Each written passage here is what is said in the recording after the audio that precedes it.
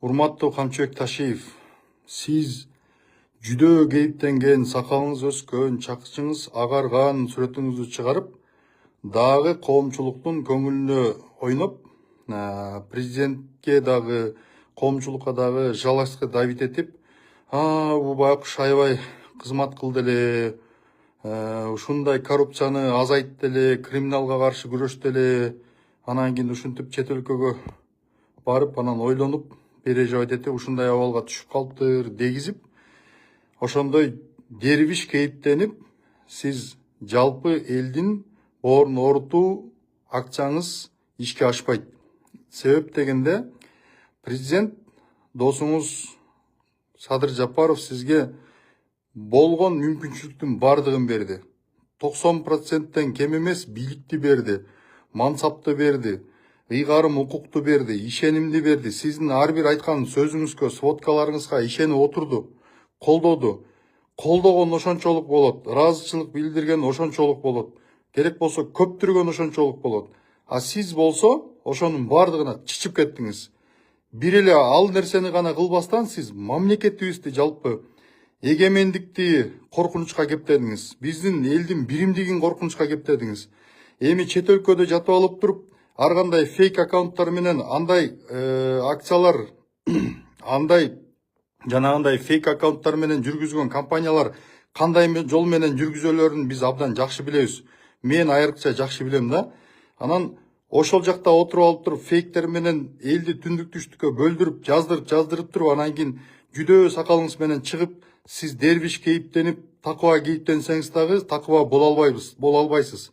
Анткени жүрөгү ак адам жанагынча коррупциялык, жанагынча кыянаттык, жанагынча жалпы элге кыянаттык, мамлекетке, анын ичинде ушул президенттин имиджине кыянаттык кылбайт болчу.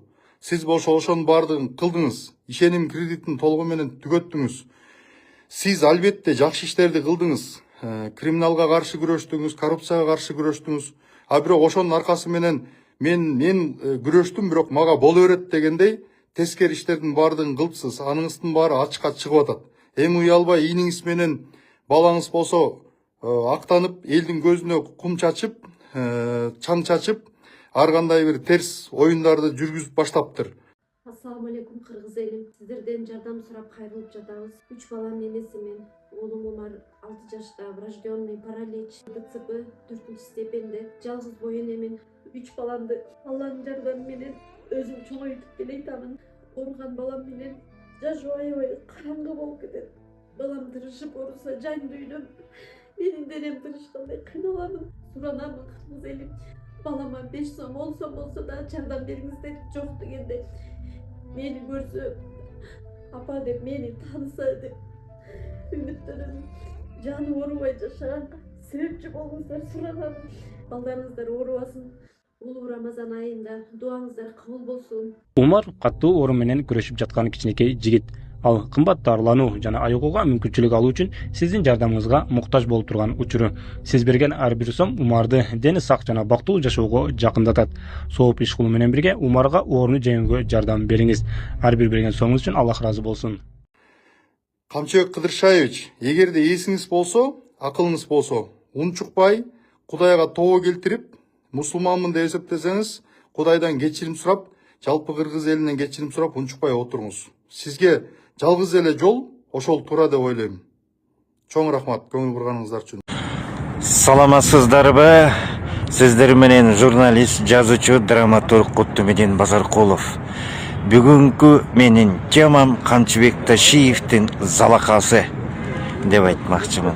Мен бул сөздү айтып атканымдын себеби ушул Камчыбек Ташиев өзүнүн ошол жанагы колдоочулар мындай колдоп аткан жеринен бул өзүнүн жердештеринде дагы, өзүнүн саналаштарында дагы чоң залакасы тийген.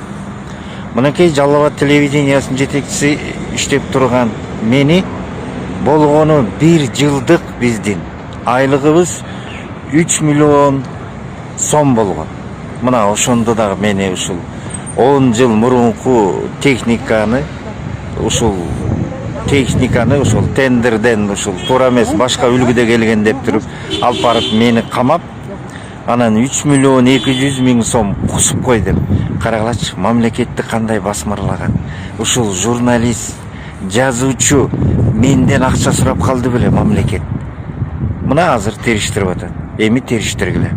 Мен өзүм боюнча бул мени өлтүрүп коем деген. Мен өзүм боюнча башка күнү айтып берем. Азыр башкаларды айтып берейин. Мага Токтогул Туманов раматылык өлөр алдында 10 күн мурун мага жолугуп айткан. Камчы Ташиев менин жанымды койбой койду. Бир балдарын жөнөтөт, да бирөөнү жөнөтөт. Ушунтип эле менин жанымды койбой койду. Не кыларымды билбей калдым деген. 10 күн өтпөй жүрөгү кармап өлдү деген кабарды угуп калдым. Ошентип Токтогул Туманов каза болду. Мына мен Жалал Абад телевидениеде иштеген, мени камады. Андан кийин Жалал Абад облусунун губернатору, ошол мен менен чогуу иштешкен Жусупалы Төрөмаматовду камады. Камап туруп, ага тийиштүү ишканалардын баарын алды. Аны Кытайда жүргөн жеринен камап алып келди. Мына Сузактык ошол Төрөмаматовду Жусупалыны. Андан кийин бир топ бизнесмендерди. Мына азыр бүгүнкү күнгө чейин мага ошол Жалал Абадтык, Сузактык бизнесмендер бүт бар мага кат жазып, ушуну айтып койчу, ушуну айтып койчу деп атышат. Бизнесмендер өзүңөр айткыла, чыккыла. Менин шабдалы өрүгүм бар жерди басып кетти. Менин стройкомду басып алды. Мени минтчи, мени камайм деп коркутту. Мени камады дегендер толтура. Туура айтат. Жана Жалал Абад шаарына азыркы барган мэри 200-300 сыяктуу кишилер мага күнүгө кирип жалоп кылып атат. Ал туура. Генерал айтты деп эле сала берди деген да туура. Ал факт, аргумент менен көрүп айтып атат да. Ошондуктан бул Камчыбек Ташиев, бул мен баатыр болом, мен маршал болом, мен дүйнө жыйнайм деп бийликке келген адам. Анан биз Кудайбыз деп, биз Кудай деген адамбыз деп айтып. Кудай деген адамдар болсо, ошентип 1 миллион 300 миң долларга казино ойнойт беле.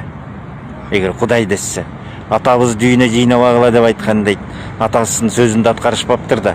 Карагылачы азыр Кыргыз нефтегаз дагы көп нерселер чыгат. Чыгалеги көп.